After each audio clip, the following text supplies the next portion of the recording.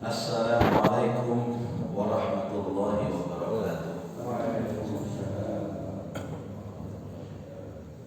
Bismillah, alhamdulillah, wassalatu wassalamu ala Sayyidina Muhammad ibn Abdillah wa ala alihi wa sahbihi wa mawalah wa la hawla wa la quwwata illa billah. Asyhadu an la ilaha illallah wa asyhadu anna Muhammadar Rasulullah. Allahumma salli wa sallim wa barik ala Sayyidina Muhammad wa ala alihi wa sahbihi ajma'in. Subhanaka la ilma lana illa ma 'allamtana innaka antal alimul hakim. Rabbi shrah li sadri wa yassir li amri wahlul 'uqdatam min lisani yafqahu qawli. Amma ba'd. Ma'asyiral muslimin wal muslimat wal hadirin wal hadirat jamaah subuh Masjid Baiti Jannati rahimahullah. Marilah kita awali majelis ini dengan baca surah Al-Fatihah. Mudah-mudahan semuanya diberikan sehat lahir batin, semuanya diberikan berkah umur, berkah rezeki, berkah keluarga, berkah iman, berkah pekerjaan. Semuanya dikuatkan iman, dikuatkan Islam, dan selalu istiqomah dalam amal kebaikan. Dan harapan kita mudah-mudahan nanti kita dipanggil Allah membawa husnul khatimah. Ala hadhihi as-salihah al-Fatihah. A'udzu billahi minasyaitonir rajim. Bismillahirrahmanirrahim. Alhamdulillahi rabbil alamin arrahmanir rahim maliki yaumiddin. Iyyaka na'budu wa iyyaka nasta'in. Ihdinas siratal mustaqim. Shiratal ladzina an'amta 'alaihim ghairil maghdubi 'alaihim waladdallin. Amin. Hari ini kita akan membahas tema hijrah yang pertama kali ke Habasyah.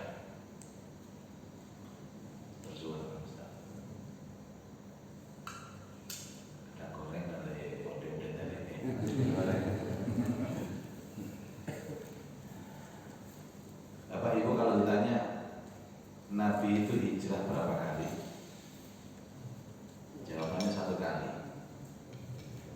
Dari mana ke mana? Dari Mekah ke Madinah. Tapi kenapa ada hijrah ke Habasyah? Ini hijrahnya kaum muslimin, tapi Nabi tidak ikut. Karena tekanan yang sangat keras dari kaum musyrik Quraisy, terpaksa Nabi harus menyuruh sebagian sahabat untuk hijrah. Daripada mati, nggak ada gunanya, lebih baik hijrah untuk sementara menjauh.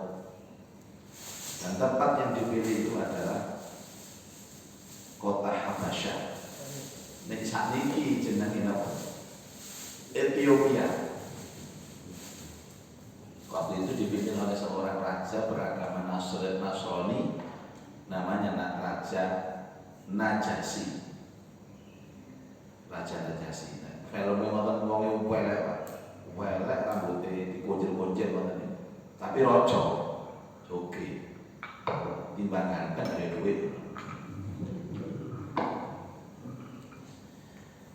Apa latar belakang hijrah ini? Bapak Ibu, hijrah itu pindah dari satu tempat ke tempat lain, tujuannya untuk memperoleh tingkat hidup yang lebih damai, lebih tenang, dan di dalam agama itu lebih pas.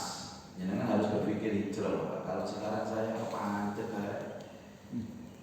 saya kok bergaul dengan orang-orang yang nggak bisa mendukung saya semakin baik dalam agama, putuskan hijrah saja.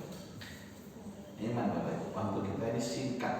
Tapi kalau sudah menemukan tempat yang baik yang mendukung kita untuk melaksanakan agama, ya menetap saja. Jadi hijrah itu bagian dari satu keputusan dari seorang mukmin ketika tempat yang dia tinggali itu kurang kondusif, bukan dalam hal apa saja, tapi hal iman. Nah, berbagai tekanan yang dilancarkan orang-orang Quraisy dimulai dari pertengahan akhir tahun keempat dari nubuah. Nubuah itu 40 tahun, berarti tahun keempatnya Nabi berusia berapa? 44 tahun. Saya enam ya Pak ya, waktu menerima wahyu 40 tahun. Kalau tinggal di bapak-bapak ini, jadi kamu dosa ya. 18. Terutama diarahkan kepada orang-orang lemah. Hari demi hari, bulan demi bulan, tekanan mereka semakin keras hingga pertengahan tahun kelima nubuah. Makkah terasa sempit bagi orang-orang muslim. Mau ke pasar ditekan, mau jalan ke sana ditekan, mau berkunjung antara satu keluarga ke keluarga yang lain dihalang-halang, sholat nggak bisa tenang. Akhirnya mereka mulai berpikir jalan keluar dari siksaan yang pedih ini, kondisi yang sempit dan terjepit ini. Akhirnya turun surah Al-Kahfi. Surah Al-Kahfi itu turun di saat genting-gentingnya ini, di mana Al-Kahfi ini berisi apa? 7 orang pemuda yang dikuyok-kuyok sama Raja Zalim. Akhirnya mereka hijrah. Kemana hijrahnya? Ke gua, singitan gua. Tapi guanya ini gua yang tidak terjangkau dengan orang. Jadi Ashabul Kahfi ini menjadi inspirasi mereka untuk pindah. Di mana Ashabul Kahfi ini kan diberi petunjuk untuk hijrah dari pusat kota di mana mereka itu tertekan dan akan mendatangkan cobaan yang besar. Kemudian Allah Ta'ala berfirman, wa idh tazaltumuhum wa ma ya'buduna illallah fa'u ilal kahfi yanshur lakum rabbukum min rahmati wa yuhayyi lakum min amrikum mirfaqa. Wa idh tazaltumuhum, dan apabila kalian meninggalkan mereka, wa ma ya'buduna illallah, dan apa yang mereka sembah selain Allah, fa'u ilal kahfi, maka carilah tempat berlindung, ilal kahfi, ke gua. Yanshur lakum rabbukum, pasti Allah akan melimpahkan rahmatnya kepada kalian. Wa yuhayyi lakum min amrikum mirfaqa, dan kalian dan Allah akan menyediakan sesuatu yang baik dan berguna bagi kalian dalam urusan kalian. Jadi memang ada perintah untuk pindah. Ini kisah yang pertama yang menguatkan para sahabat supaya pindah. Cerita yang kedua tentang Nabi Khidir dan Musa, yang memberikan suatu pengertian bahwa berbagai faktor tidak selamanya bisa berjalan dan bisa berhasil bergantung pada hal yang real semata. Tetapi persoalannya bisa berbalik total, tidak seperti yang tampak. Dan di sini terdapat isyarat yang menyebut bahwa usaha memerangi orang muslim bisa membalikkan kenyataan secara total, dan orang-orang musyrik yang berbuat semena-mena terhadap orang-orang muslim yang lemah itu bisa balik keadaan. Ya, saya tidak mau berbicara lebih jauh tentang dukung-mendukung, tapi saya menangkap sinyalmen. Waduh, bahasa sinyalmen bahwa ulama-ulama kita sekarang ini yang sedang berada di jeruji besi atau di penjara, itu mereka sebagian menikmati hijrah mereka. Saya beberapa kali melihat ternyata mereka tidak ada raut wajah kesedihan sedikit pun. Ya, namun kalau saya sebut supaya kiai-kiai sebelum penjara saya, yang mereka di penjara bukan karena kesalahan yang fatal atau kesalahan yang merugikan orang lain, tidak. Mereka dikriminalisasi, kriminalisasi, sehingga mereka berkorban. Bagi saya, penjara itu tempat yang indah untuk orang-orang mukmin dalam rangka rehat dari kepentingan sekarang ini, terutama kepentingan 2020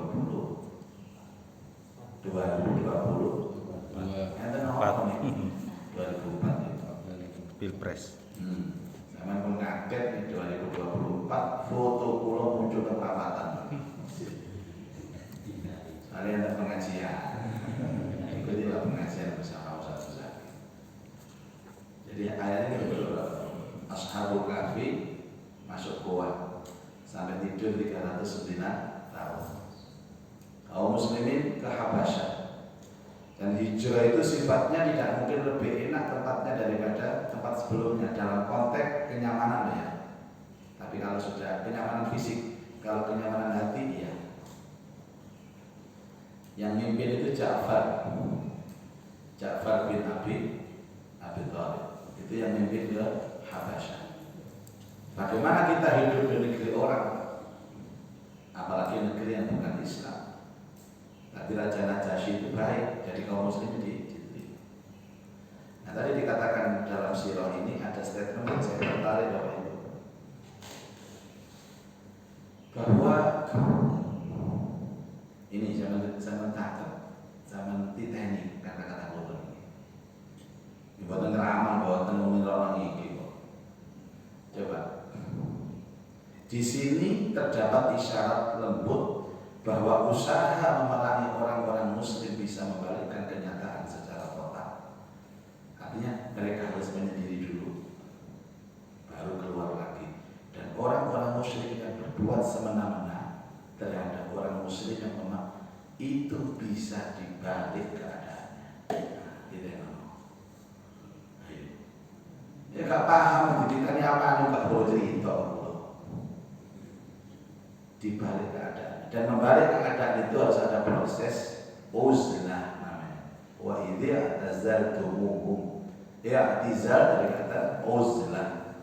Uzlah itu harus menyendiri dari masyarakat. Untuk apa? Menghimpun kekuatan. Kalau ada senjata itu untuk mengisi amunisi supaya nanti ketika sudah keluar normal dan aman, keadaan itu dibalik oleh Allah. Dan tidak tahu kok, saya yakin dengan ini, yakin sekali dengan keadaan bahwa keadaan ini akan dibalik oleh Allah karena proses yang memang begitu pelik begini. Nah bagi saya yang tidak turut andil hanya sebagai pengamat yang akan mendapatkan hasil sesuai dengan apa yang saya lakukan. Tapi bagi mereka yang telah berjuang, ya tentu akan mendapatkan hasil yang kullu ya'malu ala syakilati, semua akan mendapatkan hak dan bagian sesuai dengan apa yang telah mereka perjuangkan. Itu yang terjadi, Pak. Jadi kisah-kisah masa lalu itu terus terulang kembali dan bisa dijadikan pelajaran dan pijakan untuk sekarang. Jangan dikira orang-orang penguasa zalim itu mereka bersenang-senang sekarang mereka akan aman. Oh enggak. Jangan dikira mereka ulama-ulama yang ada di bawah tanah itu kemudian mereka susah. Enggak. Kalau sudah ada iman itu hidup di mana pun enak. Bahkan mereka lebih tenang.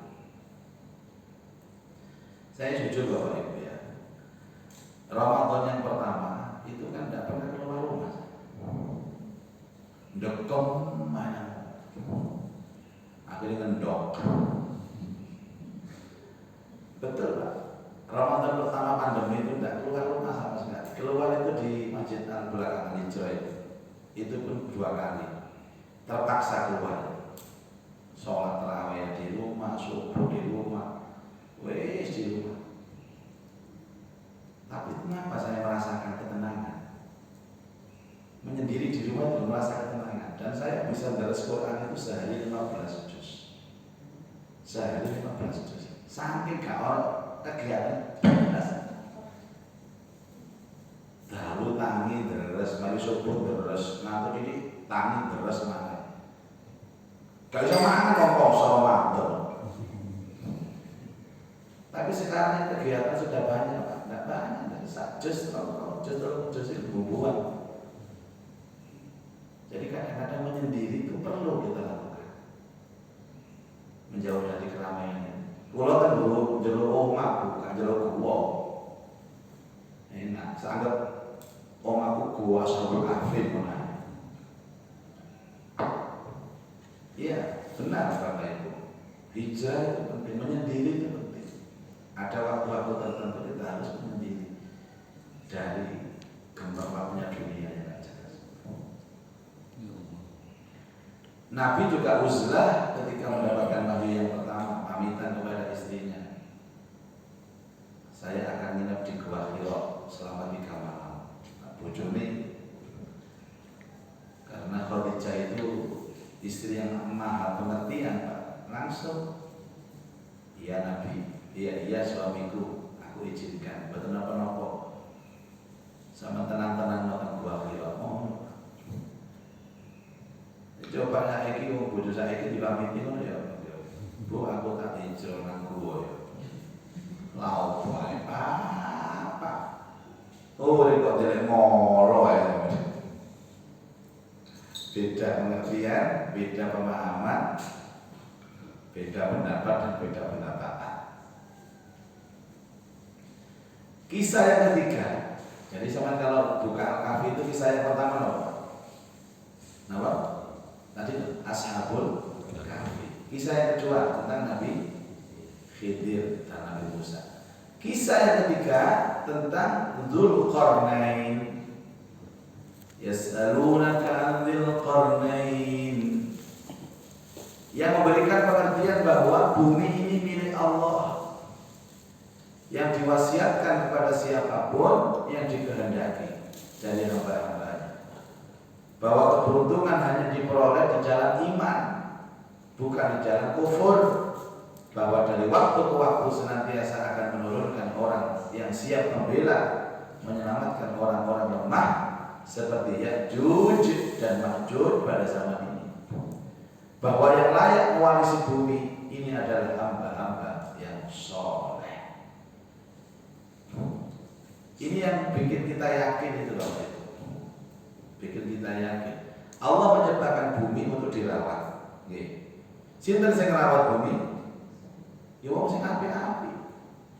Lah kalau sekarang yang jahat-jahat memimpin menguasai bumi sementara. Makanya Ya'juj Ma'juj ini kan menguasai rakyat, menguasai manusia. Seakan-akan mereka menang, tak terkalahkan. Tapi muncul yang namanya Dzulqarnain. Akhirnya dipateni Ya'juj Ma'juj temboknya. Cerita di akhir surat Al-Kahfi. Zaman semerapnya Dzulqarnain ini semerap. Oh, memiliki jenenge Dzulqarnain ini. Soal sinten? Oh, Pak Soleh Dzulqarnain. Zulkarnain. Hah? Zulkarnain. Dulu ada waktu saya kecil pemain PSSI Zulkarnain Lubis namanya. Jadi Raja Dzulqarnain itu adalah raja di raja yang hidup menjelang akhir zaman. Dia itu terus berjalan Bapak Ibu. Dan tidak ada satu jengkal bumi Allah yang tidak pernah diinjak Dzulqarnain. Kira-kira ya tahu mampir semua bareng. Tapi di nopo tanggal piro tahun piro wallahu a'lam. Itu pernah menginjakkan kaki itu pernah. Dia menguasai antara timur dan barat. Itu termasuk tanda-tanda akhir zaman. Raja di raja, judulnya Dzulqarnain. Beda dengan Al-Mahdi, beda. Ada sendiri ceritanya. Ini raja betul. Kalau Al-Mahdi ini yang memang ditunggu, makanya julukannya Al-Mahdi Al-Muntadzar. Cari ini wong Jawa, sebutannya Satrio. Paningit atau peningit ini? Piningit, ya, boleh paningit, peningit, piningit boleh. Makanya kadang-kadang kalau Bapak Ibu kepingin hidup itu ceria, ya, coba supaya kata-kata itu dirubah. Misalnya biasanya gawe A diganti I. Pertama nggak usah jawab sih aja rumah kayak bojone mlebu omah. Bisa assalamualaikum assalamualaikum. Mama ganti Mimi apa kabar? Iki bir. Langsung guru ibu sana. Akhirnya tambah no. Assalamualaikum. Mimi iki bir. Jadi saya kata big api baik-baik big pipi diri Mimi. Bapak dari mana? Pipi diri Siwi. Toko sawah. Ipi di Siwi. Jadi sing mana? Micil. Macul. Orang nanti bakal ibu sekolah nanti gobuyu akhirnya gobuyu nanti celor sampai. Sipi misi ipi. Masak apa? Lidi, lode. Itu apa kan ini? Jangan coba tak. Sama tiada nyobek. Ya Allah. Jadi ada 3 kisah Pak yang menginspirasi sahabat mau hijrah. 1, harus menyendiri di gua Ashabul Kahfi. Yang kedua, memang harus mencari sosok guru. Nabi Musa mencari Nabi Khidir. Kemudian yang ketiga itu bahwa akan ada pemimpin yang adil yang akan membela dan melindungi rakyat-rakyat yang tertindas atau al-mustad'afin. Dan itu janji Allah semua Pak. Quran ini kan janji Allah.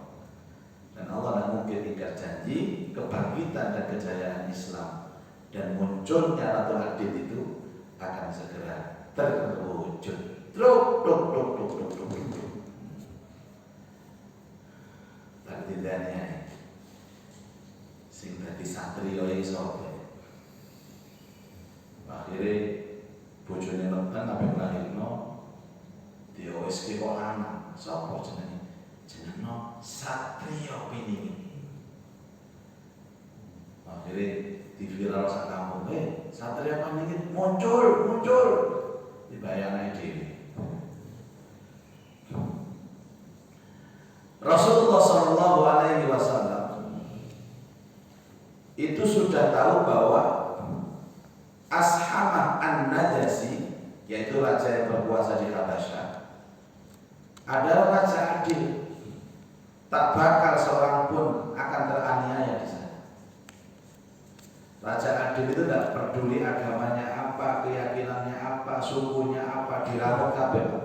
Selama mereka mengikuti sistem, maka mereka mendapat keadilan dari raja. Namanya Raja Najasyi. Dan Nabi itu paham betul, makanya mengizinkan untuk hijrah ke Habasyah. Kalian pindah ke Habasyah pasti akan mendapat perlindungan dan mendapatkan keadilan. Raja adil itu apa sih Pak? Raja adil itu ya adil Pak. Ke atas itu adil, ke bawah adil. Perlakuan terhadap orang kaya dan miskin sama. Perlakuan terhadap pejabat dan rakyat sama. Itu adil namanya. Dan itu juara pemimpin yang begitu juara. Dulu ada Umar bin Khattab, diteruskan Umar bin Abdul Aziz. Sekarang fasilitas saya itu pernah dengar cerita tentang Umar bin Abdul Aziz. Itu pernah ditamoni oleh seorang sahabatnya, tapi di kantor. Terus dia mengatakan, kamu urusan apa dengan saya? Urusan negara atau urusan pribadi? Saya urusan pribadi. Ini urusan pribadi, lampu tak pateni kabeh. Awak dhewe ngrepot nang omah. Gak usah ngurusi. Loh kok iso? Kan khalifah raja. Iya, aku ngurusi rakyat. Untuk urusan kemakmuran rakyat, apa-apa memakai fasilitas negara. Tapi kalau urusan pribadi, ojo. Jadi tamunya itu gelap, weteng, meleporan iso. Terus pembantunya tanya sama Umar, apa yang akan kita keluarkan suguhannya? Gak usah disuguhi, ini kalau urusan gol, ini urusan pribadi apa? Tapi kalau banyak yang sumur, cukup lah, sumur, banyak sumur ya. Termasuk aku bisa. Aku ini ngurus lah. Ya Allah, kalau bukan hak saya, tidak saya pakai. Loh saya ini gimana? Masya Allah, saya dengar kemarin ada kunjungan vaksinasi di mana? Di Jawa Timur ini. Saya kan ikut itu Pak, keliling dengan Presiden. Waduh, sebelum Presiden datang itu ada orang 50 yang datang dulu Pak. Rombongannya beliau itu ada 170. Sekali kunjungan itu paling nggak 150-170. Kalau pampas apa? Mas?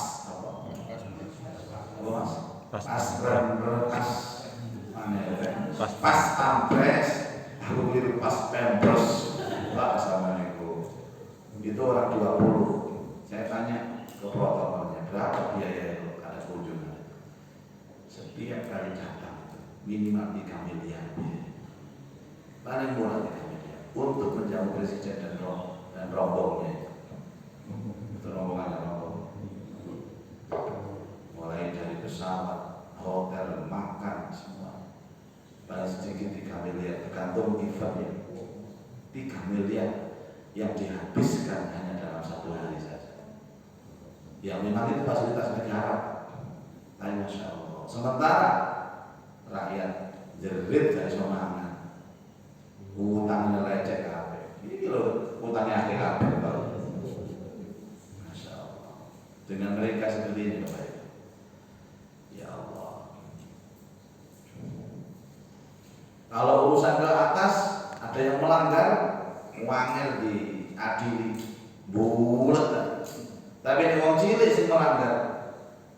Saya melanggar, lebih penjara. Masya Allah. Kalau urusan pilkada, Masya Allah, pilkada itu diatur-atur dewi, suara diatur-atur dewi. Hanya ada YouTube yang viral itu Bapak Ibu. Ada seorang pakar dalam bidang statistik, dia mengatakan apa bedanya negara-negara itu dalam perhitungan cepat pemilu. Langsung dijelaskan. Kalau di Somalia itu butuh 2 bulan baru tahu hasilnya. Ngitung itu. Coblosannya saiki, 2 bulan mana baru iso. Di Singapura butuh 1 bulan. Coblosan niki 1 bulan baru hitungan. Di Amerika butuh 2 minggu. Di sini butuh 2 hari. Tapi Indonesia hebat. Dorong coblosan. Wes terus hitungan suara nih. Hebat Indonesia. Ya Allah. Dorong coblosan terus menang sopo.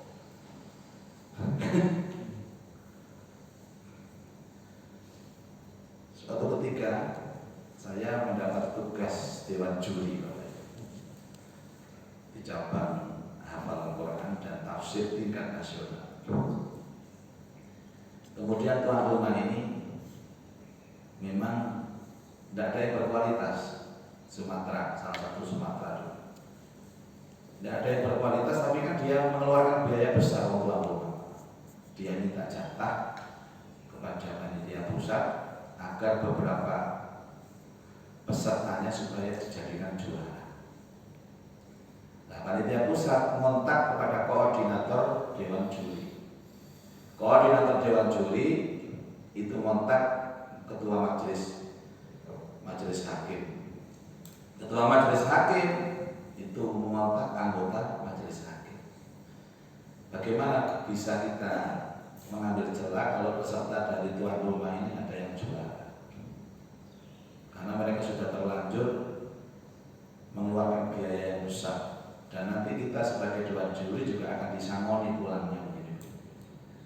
Ada yang setuju Pak? Ya saya apa?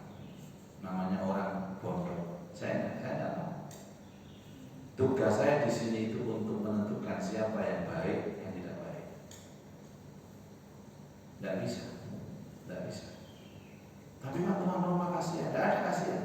Kita tidak adil. Apa gunanya disumpah sebagai seorang hakim? Tidak ada gunanya.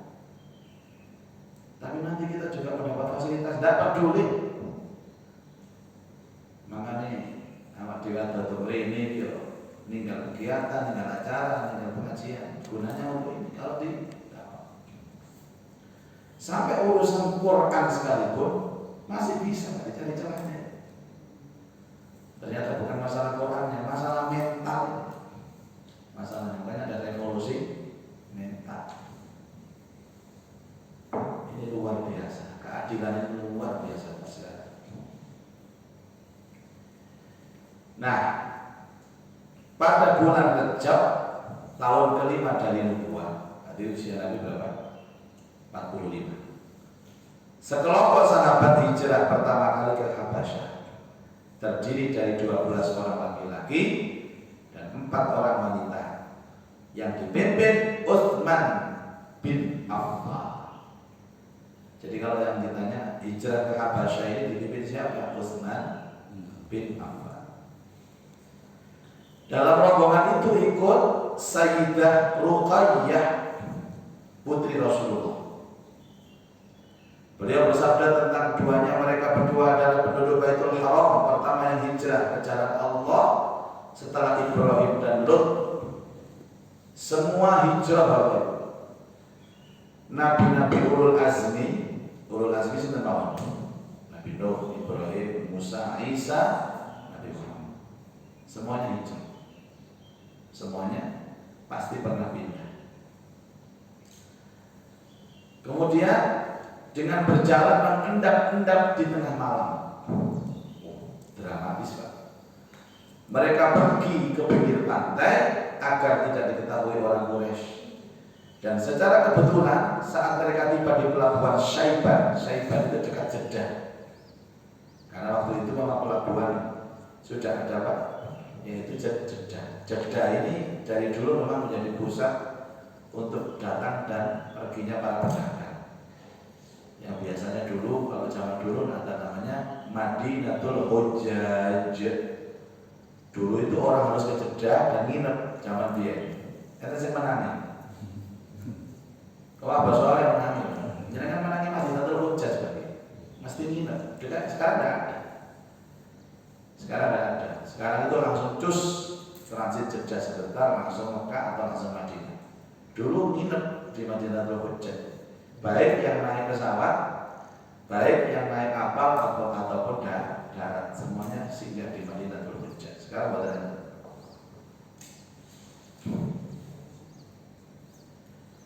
Nah, itu konangan Pak. Ada 2 kapal datang yang bertolak menuju Habasyah. Setelah orang-orang Quraisy mengetahui kepergian Muslim, mereka segera mengejar. Tapi tatkala mereka tiba di pinggir pantai, orang-orang Muslim sudah bertolak dengan selamat. Orang-orang Muslim hidup di sana dengan mendapat perlakuan yang baik. Konangan diuber ke pantai, ternyata kapalnya sudah pergi. Dan ketika nunggu kapal lagi Pak, itu harus berapa hari lagi baru nunggu. Dulu kan semuanya kapal Bapak Ibu, termasuk haji Indonesia juga naik kapal. Ya, sampai berapa bulan? 6 bulan. PP saat hajinya mulai 6 bulan, haji 6 bulan. Jadi jare wong mriki piye?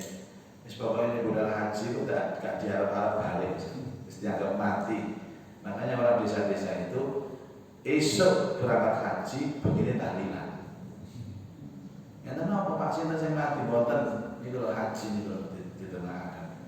Lah kok tahlilan wis dianggap Pak balik. Makanya wong haji biyen niku Pak wasiate kata teng anak bojone. Iki kok ngene ya nak ya, ngene ya. Niku piye? Sakniki mboten Pak. Cukup 40 hari niku reguler. Enten malih 1 bulan plus haji plus 1 bulan itu plus yang level C. Enten level B itu hanya 20 hari atau level 15 hari. Sing level A itu hanya 10 hari. Terakhir sebelum pandemi tahun 2018 ada kawan saya itu A plus hajinya hanya 7 hari.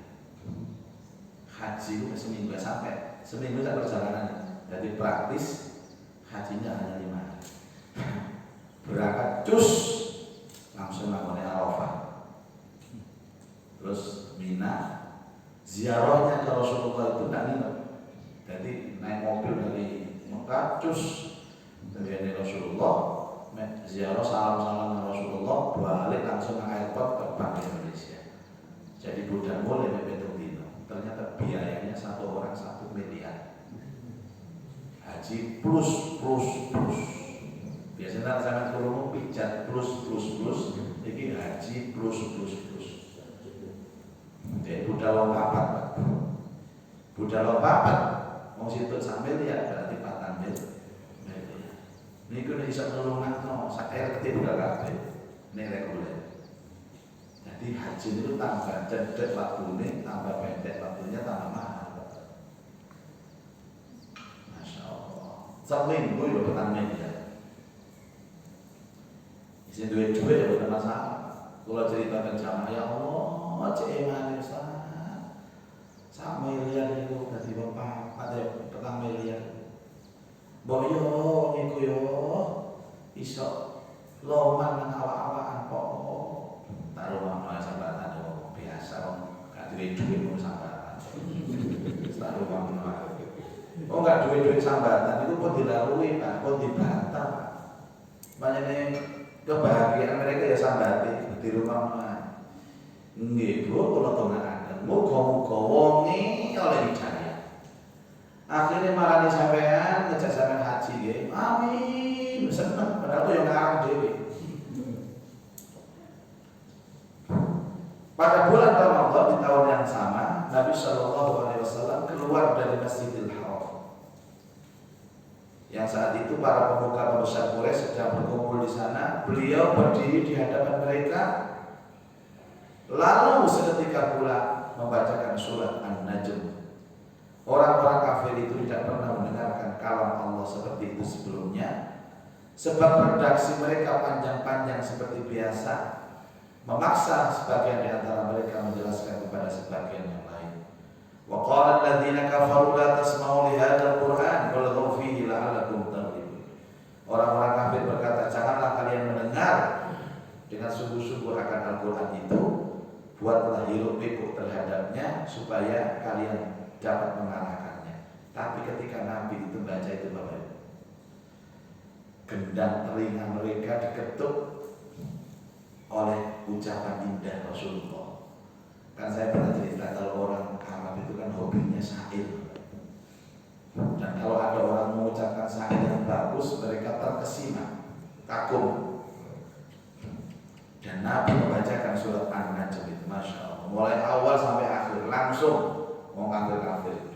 Wan najmi idza hawa ma dhalla sahibukum wa ma huwa wa ma yantiqu 'anil hawa in huwa illa wahyun yuha. Syair Quran itu apa?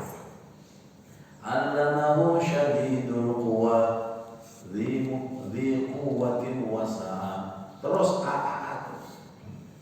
dan bukakan cina.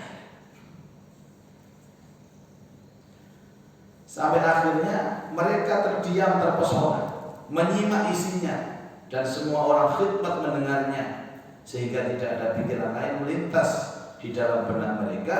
Tatkala beliau membacakan penutup surat ini, hati mereka terasa fly, terbang melayang. Ada azifatil azifah berakhir ya. Laisa laha min dunillahi kashifah. أفمن هذا الحديث تعجبون وتضحكون ولا تبكون وأنتم سامدون فاسجدوا لله واعبدوا. Terakhir mereka tidak sadar sujud, fasjudu lillah. Jadi mereka terpengaruh dengan, kalau sekarang tersihir dengan bacaan Rasul, karena mereka ngerti artinya dan hati mereka itu senang dengan syair. Sujudlah kalian dan menyembah Allah. Sujud. Tidak ada seorang pun bisa menguasai diri, dan mereka merunduk dalam keadaan sujud. Sebenarnya sinar-sinar hidayah itu ada. Tapi baru ngono mari yo balik ngilokno Nabi mana. Itu hidayah. Jadi mereka itu ketika mendengarkan, sama dengan ada teman itu kan ikut programnya ISQ. Pernah dengar ya Pak? ISQ itu dulu ada pelatihan spiritual. Bayarnya biasanya 2 juta 2 hari. Ada audio visual, kiamat itu semua. Jadi orang delok kowe kiamat tenan wedi nangis. Barang acaranya marinan hotel mulai balik mana? Ini wis nangis balik mana? Kayak kumpulan lho Pak. Kenapa Pak? Ya ampuni saya ya Allah, dengar BK nangis. Barang mulai kumat. Sama dengan orang musyrik tadi, mendengar lantunan surat An-Najm mereka terkesima. Mari ngono balik lagi. Itu iman itu seperti itu.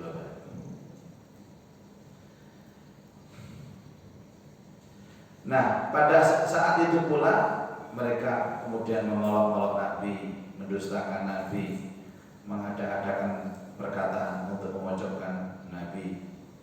Banyak kata-kata kotor yang mereka sampaikan. Sampai akhirnya cerita tentang gorobik dan sujudnya orang-orang musyrik ini didengar oleh Muhajirin Habasyah. Jadi orang musyrik di rumah Al-Quran sujud, tapi sujudnya adalah merespon. Setelah itu mereka kembali ingkar lagi.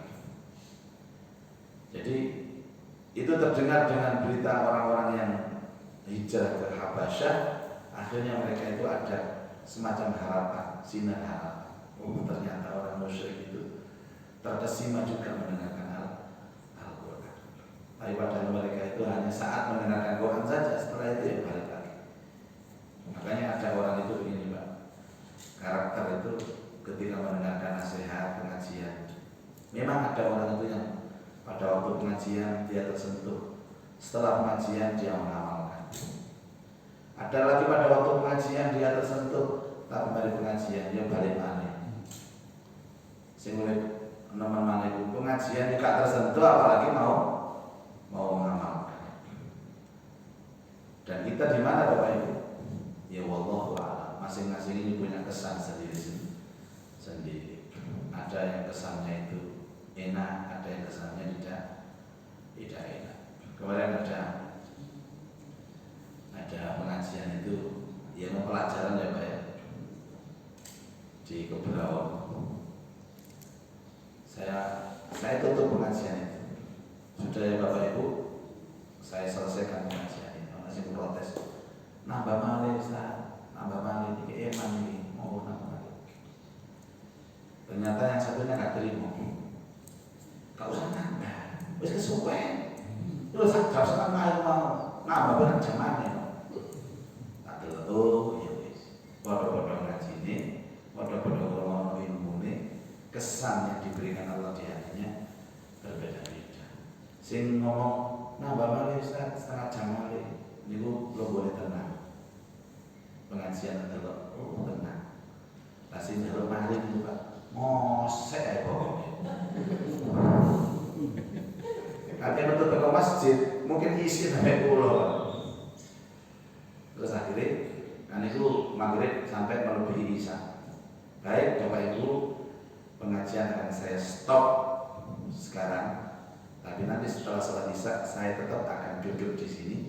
Siapa tahu mungkin jamaah ada yang mau tanya dan lain sebagainya. Barang ngomong pengajian akan saya stop sekarang. Saya pokoknya mau saya, yo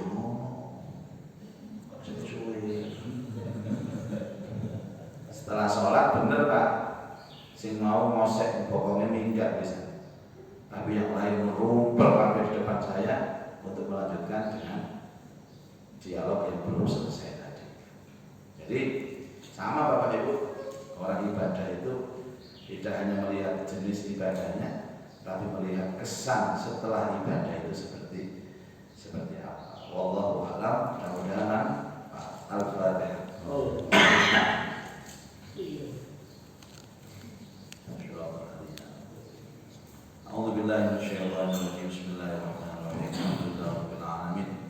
Allahumma shalli ala sayyidina Muhammad wa alihi wa sahbihi ajma'in.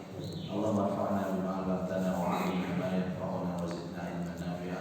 Allahumma arzuqna fahma nabiyyin wa hifdzal mursalin wa ilhamal malaikatil muqarrabin. Rabbana atina fid dunya hasanah wa fil akhirati hasanah wa qina adzabannar. Wassallallahu